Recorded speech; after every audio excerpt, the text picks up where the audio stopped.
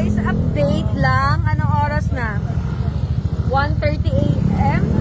Yeah, 1:35 na.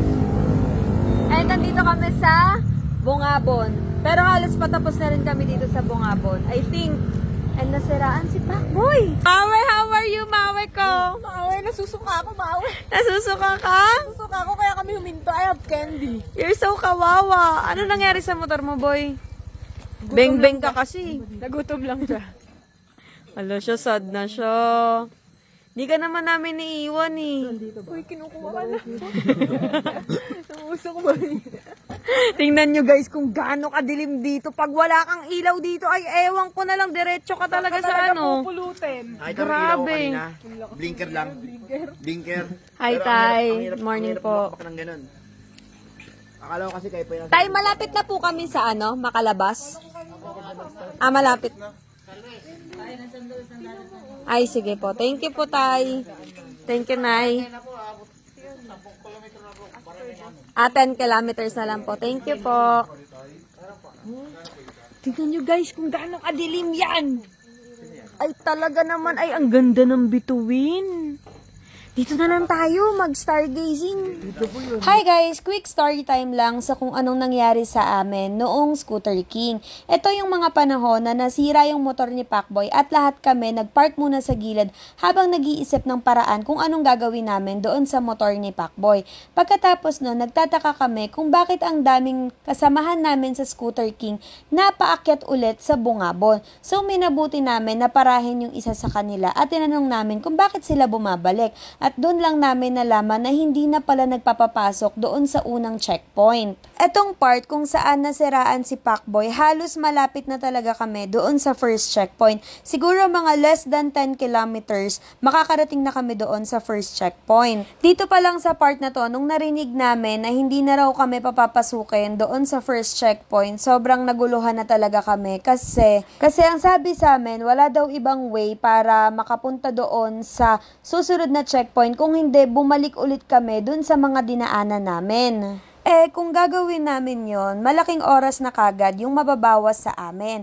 Plus, nasiraan nga ng motor si Pacboy at hindi naman pwede na iwanan namin siya. Kaya sabi namin, tuloy tayo hanggang dun lang sa first checkpoint, tapos dun tayo mag-decide kung anong gagawin natin. So guys, babalik na kami ng hotel kasi nagka-problema yung motor ni Pacboy, tapos hindi kami makadaan sa mga ruta. Diba, Mare?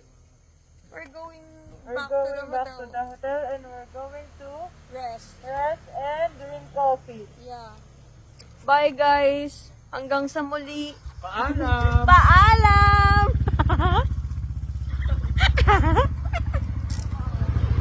Yung isa dyan, bili-bili pa ng Aerox. Hindi naman kami matutuloy. Di alam mo pinoproblema ko? Ano? Sana, kung hindi ka nagsalita ng ganyan. Bumili pa akong boots kanina. Ay, ito yung problema ko eh.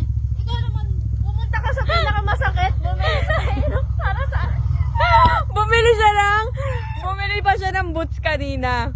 Tapos di rin naman pala kami makakatapos. Kasi guys, yung mga ruta, wala kayo kaming papasukin eh. So, wala kaming choice kundi umuwi kasi wala na ring sense. Hindi rin namin matatapos on time.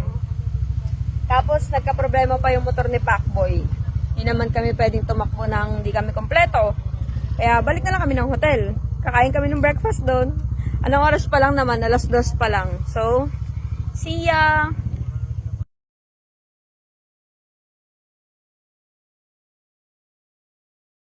Saya ka na naman, te, ah.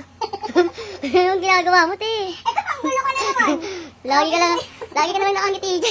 Kasi nga, meron nga tayong paboritong laro dito sa Feel Lucky. Kaya naman pala nakangiti ka na naman, eh. Oh, tingnan mo. Oh, syempre, Feel Lucky lang tayo, di ba? Tapos, ito yung nilalaro ko.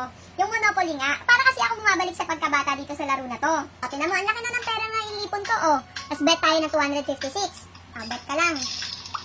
Kada ano mo dito, kada bet mo, yung dice na mapupunta sa'yo, may kaagipat yun na pera. Bet. Oh, di ba? 344. Bet tayo ulit. 4. Spin. Di ba? Kaya, times 5. Times 5. Ay, nako. Ang laki nun, Teo. Dito, di ba? Palda-palda tayo dyan. Grabe. Diba? Grabe, ang laki na napapanalo natin dito. So, syempre, mamimigay tayo sa maswerteng magre-register at magde-deposit dito sa Feel Lucky. So, yung mapapanalo natin dito sa susunod na bet ko, mapapasa inyo yan. So, huwag nyo kalimutan, i-screenshot at i-comment yung pag-register at pag-deposit nyo. Bet? Hey! So, gusto nyo din? Alam nyo na, nasa comment section.